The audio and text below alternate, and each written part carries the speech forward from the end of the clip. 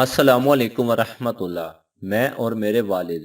जब उम्र 4 साल की हुई तब मेरे अबू से अच्छा कोई नहीं। जब उम्र 6 साल की हुई तब मेरे अबू को सभी जानते हैं।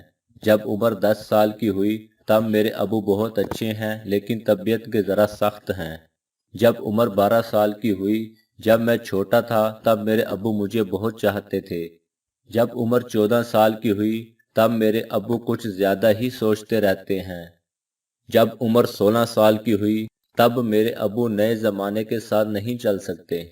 जब उम्र 18 साल की हुई तब मेरे अबू रोज़ बरोज़ चिड़चिड़े होते जा रहे हैं। जब उम्र 20 साल की हुई तब मैं अब्बू को नहीं माफ़ करूँगा। सोचता हूँ आखिर अम्मी ने कैसे इनके साथ पूरी ज़िंदगी बिताई।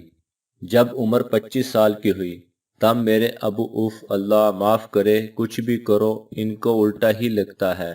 जब उम्र 30 साल की हुई तब मेरे अबू ऐसे हो गए हैं कि मेरी किसी छोटी सी छोटी बात से भी इत्तेफाक नहीं कर सकते। जब उम्र 40 साल की हुई तब मेरे अबू ने बड़ी मुश्किलों भरी जिंदगी पाई लेकिन हमें कभी कोई तकलीफ ना पहुंचने दी।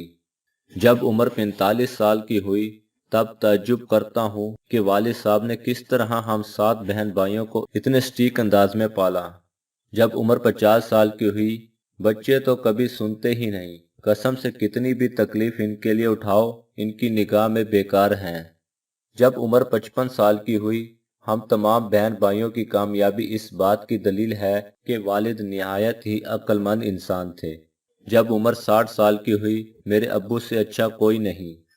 हमें 56 साल की उम्र लग गई इस बात को समझने में कि जो बात हमने पहली बार कही थी वही सच थी। तो आइए अपने वालिदैन की लंबी उम्र या फिर मग़फ़िरत की दुआ करते हैं। अल्लाह ने फरमाया, और जब वो यानी तुम्हारे वालिदैन बूढ़े हो जाएं तो उनको उफ तक न कहो।